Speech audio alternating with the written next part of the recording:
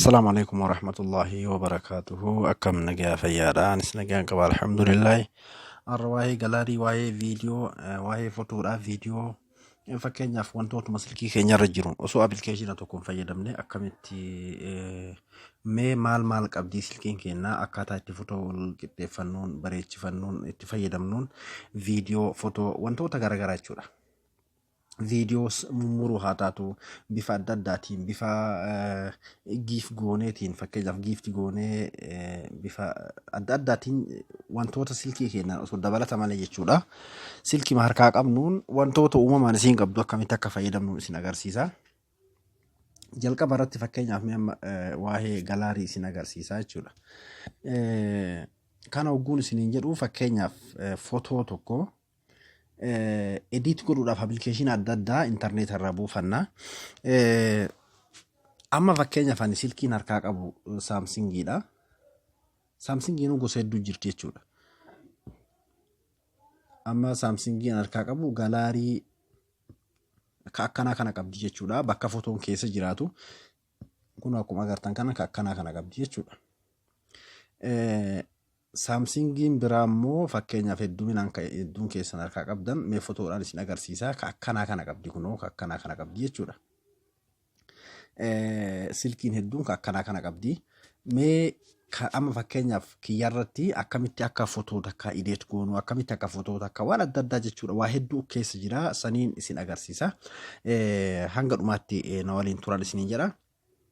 Fakkeenyaa fi wal dura duubaan isin agarsiisa. Hundallee isin agarsiisuu baadhee hedduuf keessaa qaba jechuudha. Moobaayilummaan keenna osoo waan takka dabalataa alatti moobaayilummaan keenna uumamaan waa hedduuf keessaa qaba jechuudha. Fakkeenyaa fi mee fakkeenya tokko amma isin agarsiisa. Fakkeenyaaf amma fotoo kana yooniin waan edit godhu yoo barbaade fakkeenyaaf jala kana kunoo akkuma agartan jala kana jechuudha. Waa hedduutu jira. Kunoo akkuma agartan kana jechuudha jala kanarra waa hedduutu jira jechuudha. Jala kana fotoo jalatti eega fotootu jedhan booda waa hedduutu jira jechuudha. Mee ka jalqabaa irraa kaaseetiin takka takkaan isin agarsiisa. Warroonni beeytanii warroota hin beeyneef jechuudha. Ka viidiyoo itti aansee isin agarsiisa. Amma ka fotoo isin agarsiisa jechuudha. Fakkeenyaaf fotoo kana irratti kunoo akkuma agartan kana mee jalqaba kanaan isin agarsiisa. Inni kuni kiroopp jechuudha. Ka fotoo ogguu xiqqeeffannee muruu feene waan cinaa jirurraa hambisuu feene jechuudha. Bifa kanaan kanuuf muruu jechuudha.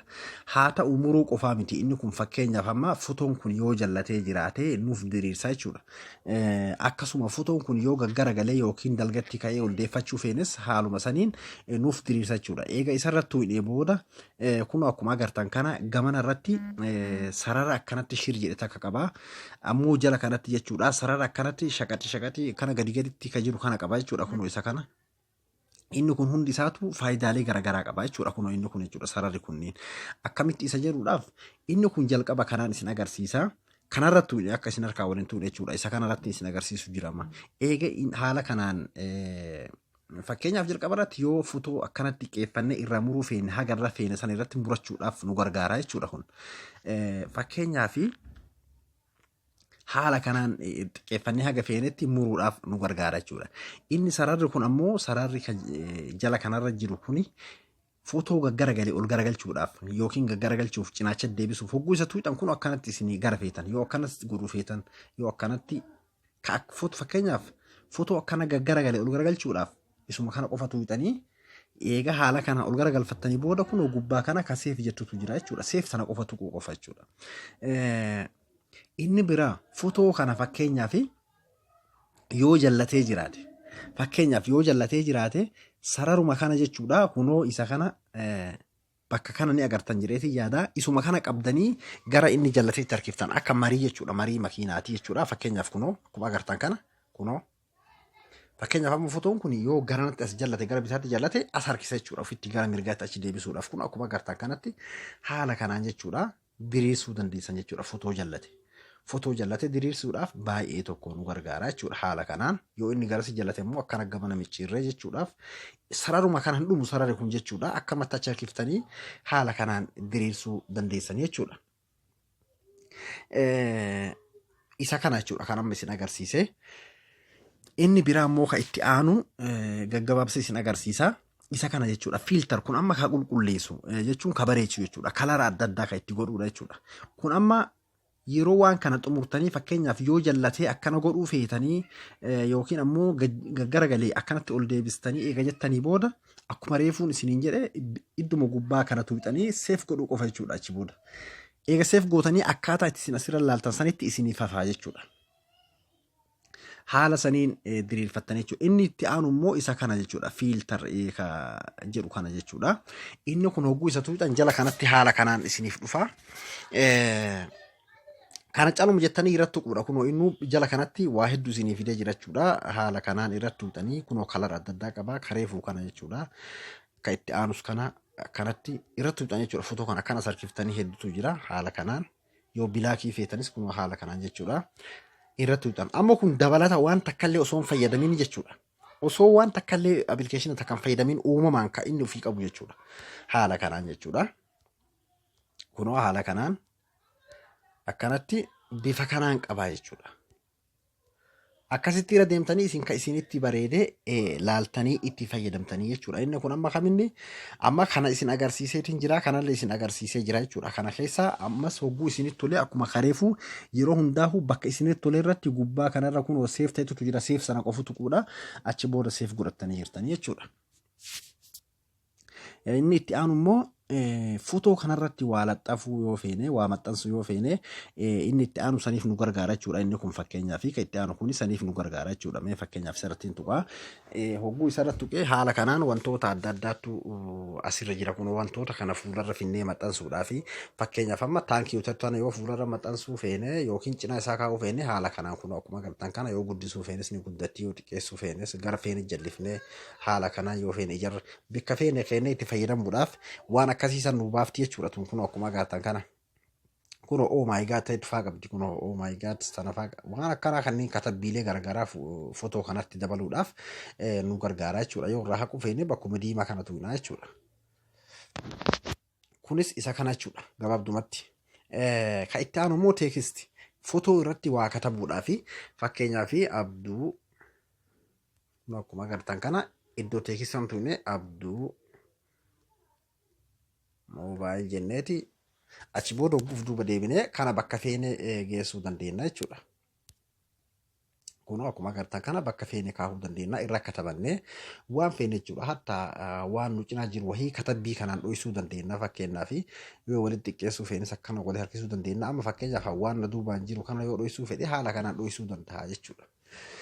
Kunis isa kana jechuudha. Teekistiin kunillee fakkeenyaaf yoo qalama kana balleessinee katabbii qofa godhuu feenes bakka teekistii jedhu kana qofa irratti hogguu gattuu katabbiin irraa bada. Haala kana jechuudha. Yoo feene isuma irrattuudha.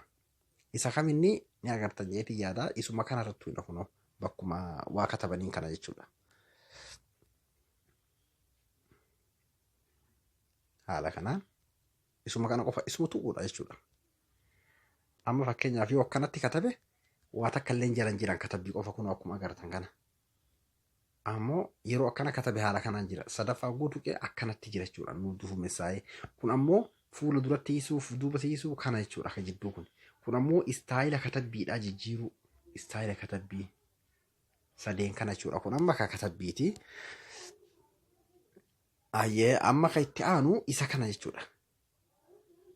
Inni kun ammoo maali sarara adda addaa fotoo irra godhachuudhaaf fakkeenyaaf fotoo kana waa irratti milikkata wayii fakkeenyaaf yoo bakka afaanii kan agarsiisuu feetan haala kanaan afaan irratti haala kanaan qalama diimaa maruu qalama kafeetan irra godhachuu dandeessan jechuudha.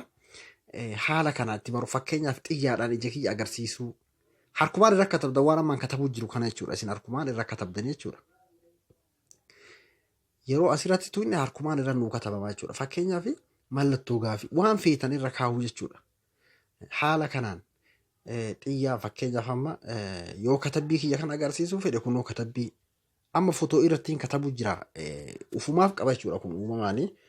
Inni kun kaminni isa kana jechuudha. Kunoo akkuma agartan kana ni mul'ata jeetii yaada isinitti kunoo mallattoo wannaa qabaa kan tuqu jiru kana jechuudha. Isa kana jechuudha akkas nu godhu. Haala kanaan jechuudha wantoota uumamaan fotoon moobaayilli qabu osoo dabalata takka malee kan nuuf bareechu jechuudha. Warroonni immoo silkii fakkeenyaaf gosa kanaa qabdan galaariin keessan ka gosa kanaa jechuudha. Xiqqashoo inni garaagarummaa qaba jechuudha. Mee fakkeenyaaf isallee fotoodhaan isin agarsiisa.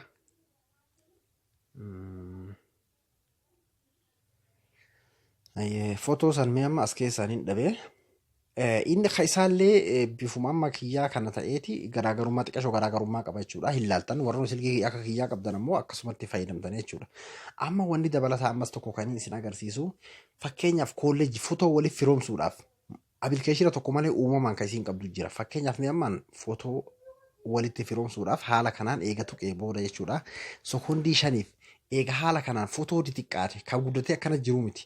Xixiqqeessee kun haala kanaan kan jiru kanarratti jechuudha. Fotoo mataa kan qaqqabee taa'a fakkeenyaaf. Sekondii 5 qaqqabee akkanatti hogguu irratti raayitii ta'e booda gubbaa kana jechuudha. Kunoo sarara tuttuqaa sadiitu jira. Sarara tuttuqaa sadii tanaan irraan tuqa jechuudha. Sarara tuttuqaa sadii tana tuqeeti. Kunoo akkuma agartan kana kolleejii ta'etu jira. Kunoo kiriit kolleejii ta'etu jira. Kiriit kanarratti ni tuqa. Kunoo haala agartan kanaan jechuudha. Fotoo reefu as keessa naa galchee dabalata fotoo biraa itti galfadhu ka jedhu naa fida jechuudha. Kunoo akkuma agartan kana kun amma uumamaan kan isiin qabdu jechuudha. Kunoo haala kanaan ka gosa adda addaa haala kanaan jechuudha. Yoo feetan ammoo akkam gootanii asirratti fakkeenyaaf amma reefan fotoo takkatti irratti raayitii godheemi. Fotoo hanga feetanii irratti raayitii gootanii jechuudha. Kunoo fakkeenyaaf amma mee raayitii fakkeenyaaf fotoo hedduu irratti raayitii godha. Fakkeenyaaf haala kanaanii fotoo raayitii irra godhe fakkeenyaaf fotoo meeqa amma 5 jechuudha. Achi booda maaliin godhaa iddoo gubbaa kana jechuudha. Iddoo gubbaa kana jechuudha. Iddoo gubbaa kanarratti tuqeetiin sarara sadiin sana jechuudha. Sarara kanarratti tuqeeti edit kiriit kolleejii kayetu irratti tuqa jechuudha.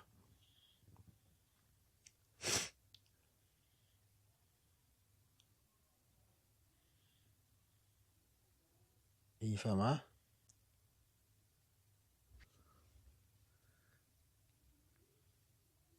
Kunoo kiriit kolleejii ta'etu jechuudha. Isii tana jechuudha. Kunoo kiriit kolleejii tana irratti ni tuqa. Haala agartan kanaan jechuudha. Kunoo akkuma agartan kana bifa kanaanii kiriit kolleejii guurratti tuqe haala kanaan naaf dhufa jechuudha. Fotoon kiyya bakka takkatti fotoo bakka takka firoomsu jechuudha waan biraatii miti.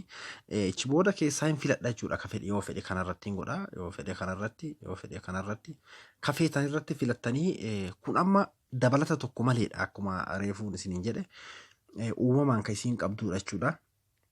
Achi booda qubaan qabdanii keessatti wal qixxeeffattanii yoo feetan haala kanaan eega wal qixxeeffattanii booda kun akkuma reefuu isiniin jedhe jechuudha. Gubbaa kanarra seef ta'etu jira jechuudha. Seef tanarratti tuqa fakkeenyaaf mee ammaan tokkochi kana seef godhee isin agarsiisa. Seef amma seef godhee jira jechuudha. Fotoo kana seef ta'ee jira jechuudha. Mee eessa jira ka jedhuuf kun galaarii keessa nuuf ta'ee jira jechuudha. Kun amma dabalata tokko malee kaniin seef godheedha. Kan wayin ofii qabu akka isin harkaa waliin dhoofne fotoo sekondii 5 qaqqabdanii teessaniiti eega fotoo barbaaddan filattanii booda gubbaa kana jechuudha. Sarara kana tuuxaniiti achi booda kiriit kolleejii ka jedhu tuuxan jechuudha. Akkasitti haala saniin itti galfattanii jechuudha. Inni itti aanu amma kana hanganuma isin agarsiiseeti gara viidiyootitti isin dabarsaa. Garuu silkiidhaan fakkeenyaaf galaariin isii akkanaa tahe jechuudha. Galaariin keessa yoo akkanaa tahe kanaan adda jechuudha. Akkamitti godhattanii fakkeenyaaf mee fotoo irratti isin agarsiisa.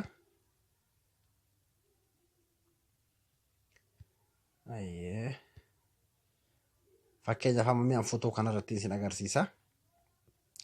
Eessa tuuxan eega haala kanaan galaariin isinii baname booda jechuudha. Fotoo akkuma reef isiniin jedhe fotoo sekondii 5 qaqqabdanii irratti raayitii eega gootanii fotoo haga barbaadan irratti raayitii gootanii booda iddoo gubbaa kanarratti tuuxan kun moor ta'ettana jechuudha. Kareefu sarara naafi deemma silkiitii irratti asirratti ammoo moor ka jedhu kana tuuxan jechuudha. Iddoo moor jedhu kana tuuxaniiti hogguu jettan maal isinii fida akkanatti isiniif dhufa jechuudha. Eega moor tuuxanii booda kunoo jala kanatti kolleejii ta'etu jira. Haala saniin akkuma kaaniitii kolleejii filattanii jechuudha. Kun kaminni warra silkii keessan galaariin isaa akkanaa jiru jechuudha. Hedduminaan saamsingiin hedduun kana qabdi jechuudha. warri ammoo ka akka kiyyaa kana ka qabdu kanuma akkuma nama godhe kanatti gootan jechuudha. Warri galaaniin keessan akkanaa jechuudha. Kammoo galaan isaa ka akka amma isin agarsiise yoo taate bifa saniin godhatan jechuudha. Warri galaaniin keessan ka akkanaa. Inni itti aanu amma viidiyoon isin agarsiisa. Viidiyoo dabalata appilikeeshina tokko malee jechuudha. Akkamitti murree dheeressinee gabaabsuu akkamitti akka dandeenyuun isin agarsiisa. Fakkeenyaaf amma viidiyoon kan silkiin tiyya kana qabdi jechuudha. Yoo silkiin teessan hin qabaannellee pileestoorii irraa gabbuufachuu ni dandeessanii. Viidiyoo jettanii irra katabdanii silkiin hin qabne hin jirtu jechuudha. Saamsingiin keessattuu hundi siituu ni qabdi. Viidiyoo jettanii yoo katabdan kunuu isa kana amma kiyya silkii wajji dhufee kama silkiin qabduudha. Yoo feetan ammoo isa kana gabbuufattan jechuudha. Dhiifama. Silkiin tamiyyuu ni qabdi. Isa kana gabbuufattaniiti itti fayyadamuu ni dandeessan. Kunoo nama miiliyoona 50tu itti fayyadamutti jira. Haala sanii itti fayyadamuu ni dandeessanii jechuu barbaadeeti mee kanarratti isin agarsiisa. Silkiinuu ofii isiitiifuu uumamaanuu ni qabdi. Anamma akka hubannumaaf isin agarsiise malee jechuudha. Kunoo isa kana jechuudha. Viidiyoo ka jedhu kana irratti ni tu'ina. Eegirrattu inni haala kanaan viidiyoo nuti barbaanne viidiyoo nuti moobaayil keessaa qabnu hunda haala kanaan nuuf dhufa jechuudha. Fakkeenyaaf viidiyoo kana keessaa yoo muruu feene viidiyoo kana fakkeenyaaf amma irratti amma fakkeenyaaf viidiyoo kanarratti tuqe haa jennu viidiyoo kanarraa jalqaba irratti maali isin agarsiisa jala kana waa afurtu jira jechuudha. Kunoo asiin jala kanarratti viidiyoo kara jalaatti jechuudha. Asiin qulfitu jira. Asiin ammoo waan walirratti akka saaxinii lama ta'u irra jirtu jira. Ta itti aantu ammoo GIF ta'etu jira jechuudha. GIF ta'etu jira. Ka itti aanu ammoo kun ka viidiyoo nuuf bal'isuu fi nuuf xiqqeessitu waa afurtu jira jechuudha. Kuni akkuma isin hundinuu beektan akka viidiyoon kun asirraa hin sochoone kan nuuf qollofuudha. Kunumaa hedduu haga hundaaf faayidaa isin qabu yoo taphachiiftanii akka irraan dabarre feetan isa qulfii kana guutuudhaan irraan socho'u jechuudha. Achirratti akka sochoone isin taphasuu danda'a jechuudha. Inni itti aanu ammoo kuni fakkeenyaaf inni kunis baay'ee murteessaadha. Mee fakkeenyaaf isin agarsiisa. ኢትዮጵያ ውስጥ ያለው የዘር ፖለቲካ በህግ የሚዳኝበት በህግ viidiyoo taphatu jiru fakkeenyaaf viidiyoo taphatu jiru waan biraa fayyadamuu karaa itti dandeenyuun akkamitti isa lammaffaa kanarrattu ina jechuudha. Ka lammaffaa kanarratti hogguutu inni haala kanaan ol nuuf bayaa hin taphachiisan. የሚቆምበት ነገር ካልፈጠር ሀገራችን አደጋ ላይ ነች። Amma bakka fedhe jechuudha of duuba deebi'ee kana bakka fedhe kaayadhee waan fedhe fayyadamuu danda'a. YouTube seenuu danda'a, Facebook seenuu danda'a, Photoo kana jalaa bakka fedhe qubaan qabadhee bakka fedhe geessuu danda'a jechuudha. Kun akkuma agartan kan amma haasawutti jiran sagalee xiqqeesse malee jechuudha. Ka waraabutti jiru akka isin harkaa sagalee hin jirneefin xiqqeesse jechuudha. Kanaaf inni kunis faayidaan isaa isa kana jechuudha. Yeroo ofirraa balleessuu feetan eegsima san tuuxan jechuudha. Amma kabiraa ka itti aanu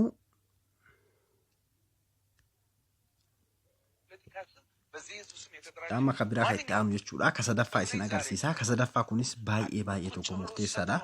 Ka sadaffaa kun maal inni fakkeenyaaf Photoo sagalee viidiyoo sagalee hin qabne. Viidiyoo sagalee hin qabne nama fakkeenyaaf nama tokko jechuudha. Waan akka Instagram kana fa'aa irratti arguu hin ooltanii. Nama kana itti fakkeenyaaf itti ashoofuu yoo feetan fakkeenyaaf isin agarsiisa. Amma haga kana qofa keessaa muruu yoo fedhe jechuudha. San godhuudhaaf maal godhaa ni agartan jala kanatti innuu hogguu isii mee hogguu takka of duuba deebisee isin agarsiisa. Fakkeenyaaf akkana nuuf dhufee isa kana irratti tuyna. Eega isa irratti tuyne kunoo haala kanaan nuuf dhufaa akkan akka fuula duraallee itti as harkifnaa. Haala kanaatti as harkifnaa kanas yoo feene itti as gabaabsina jechuudha. Bakka barbaaddan keessaa kana yoo feetan kun bakka feetan geessuu dandeessan bakka isinitti tole. amma haga kana qofa keessaa muruuf jechuudha. Achi booda maal gootanii seef ta'etu gubbaa kana jira. Akkuma reefuu isin hime karee fuutii wal fakkaataa seef kanatu fakkeenyaaf mee isin agarsiisa seef godhee. Amma seef godhee jira. Eessa dhaqa jechuudha? Galaarii bakka fotoon keenya jiru keessa dhaqa jechuudha. Viidiyoo keessaa miti bakka galaarii dhaqa fotoo keessa seenna jechuudha. Kunoo akkana godhe jechuudha amma. Haala kanaan nama itti fakkeenyaaf nama jechi isaa isin aarse fakkeenyaaf akkana godhuu dandeessan jechuudha. Amma kun akkuma agartan kana keessaa muree hanga san qofa sagaleen qabu viidiyoo miti jechuudha. Giif jedhaniin waan akkana kana jechuudha. Haala saniin dalaguu dandeessan osoo dabalata appilkeeshina tokko malee appilkeeshina isiin qabdu jechuudha. Viidiyoo jechuudha. Inni itti aanu ammoo kunis waan baay'ee murteessaa tokko. Fakkeenyaaf viidiyoon kun haasa'utti jira. Viidiyoo kanarraa fotoo kaafachuu gubbaa kanarratti ni argitan jedheetu yaada. Kunoo gubbaa kana mallattoo kaameeraatu jira. Mallattoo kaameeraa kanatu kunoo ni agartan jedheetu yaada. Isa kanatu jechuudha. Fotoo irraa nu kaasa. Fakkeenyaaf viidiyoo kanarraa Jawahar fotoo kaafachuu yoo barbaade asuma tuqa. Kunoo jala kanatti nuuf ka'ee jira. Kunoo fotoodha amma kun kaafadhee jira jechuudha laaftumatti. Kunoo asuma tuqa jechuudha. Hagaan tuqu hunda fotoo 560 naa kaasuu danda'a. Fakkeenyaaf mee amaaricha kanallee kaasee isin agarsiisa. Kunoo waan feetanirraa viidiyoorraa fotoo kaafachuu jechuudha. Amma mee fakkeenyaaf ka amma hanga ammaa kaase kana isin agarsiisuudhaaf fotoo keessa seenna. Kunoo namicha akkanatti naa kaase jechuudha. Qulqulleessee jechuudha inni kunoo haala kanaan. Kunoo Jawahar sadii fi namicha kana sabbaa lama naa kaase jechuudha. Haala kanaan inni sunis saniif isin gargaara jechuudha. Ka itti aanu immoo ammallee waan baay'ee murteessaa takkaan isin agarsiisa. Kama viidiyoo kana keessatti jechuudha. Maalinni viidiyoo kana muruuf bakka feene gabaabsuudhaaf gabaabsinee bakka yaadne irraa murachuuf yookiin ammoo fakkeenyaaf feesbuuk irra sheer godhuu feene viidiyoo guddaa yoo taate irraa gabaabsachuudhaaf maal goonaa fotoo kana sekondii 5 qubaan qaqqabnee teenna. Akkasiin harka wal fotoo feenu san irratti qaqqabnee sekondii 5 eega achi booda inni waan akka raayitii kana gubbarratti nuu fidee booda eessa dhaqnaa gubbaa kanarra jira jechuudha. Kunoo akkuma agartan kana gubbaa kanarra mallattoo tuttuqaa sadiitu jira. Mallattoo tuttuqaa sadii tanarratti ni tuqna jechuudha. Isii tana jechuudha. Isirratti eegatu inni booda idee tarteetu jira jechuudha. Idee tarteetu tanarratti tuqna jechuudha. Kunoo gubbaa kanarra mataa gubbaa idee tarteetu jira. Isii irratti ni tuqna. Eega isii irratti tuqni haala kanaan nuuf dhufa jechuudha. Tareefuu giif tareefuuti waliin fakkaatu tareefuuti waladda. Amma fakkeenyaaf yookiin amma amaaricha kana kophaa isaa irraa muree hambisuudhaaf yookiin ammoo Jawahar kophaa irraa murachuudhaaf jala kanaan jechuudha. Gamanaanis as harkisuu danda'a asiinillee as harkisuu danda'a jechuudha. Fakkeenyaaf gamanaa achi harkisee kunoo akkuma agartan kana achi harkisee Jawahar qofa irraa muruudhaaf. Asiinis as harkisee Jawahar makanaayyuu gimmaasha irraa murachuu yoo fedhe fakkeenyaaf hanga jidduu tana qofa jechuudha. Amma hangami kunoo akkuma agartan kana amma asirraa achillee hambisee asii achillee irraa hambisee jidduu kana qofa keessaa muruuf yoo fedhe kana achi siifadhee kana jala achi siisee jidduu kana muruu yoo barbaades haala kanaan jechuudha. Bakka barbaanne irraa murachuudhaaf eega haala kanaan akkanatti goonee godhannee booda akkuma reefuu isiniin jedhe gubbaa kana kunoo seef ta'etu jira jechuudha. Fakkeenyaaf mee Jawaharii hanga kana hogguun irraa muruu barbaade eega haala saniin sararadhee booda gubbaa tana seef ta'etu tanaan tuqaa seef godhee isin agarsiisa. Seef kunoo bifa agartan kanaa kunoo seef naa godhu jira jechuudha. Kunoo seef godhee xumuree jira jechuudha. Mee amma ka seef godhe kana eessa naa geesse asuma keessa naa kaaha jechuudha. Kunoo amma kuni kaniin amma irraa mure jechuudha. ኢትዮጵያ ትልቅ እድል አላት። Kunoo ከነ መንግስቱ ነዋይ ጀምሮ ብዙ መስዋዕትነት ተከፍሏል። ህዝባዊ ዲሞክራሲያዊና ሰላማዊ መንግስት haala kanaan viidiyoo murachuu dandeessan. WhatsApp irra gallakkisuuf akkasuma Facebook irra gallakkisuuf viidiyoo bifa kanaan murtanii gabaabsachuu dandeessanii jechuudha.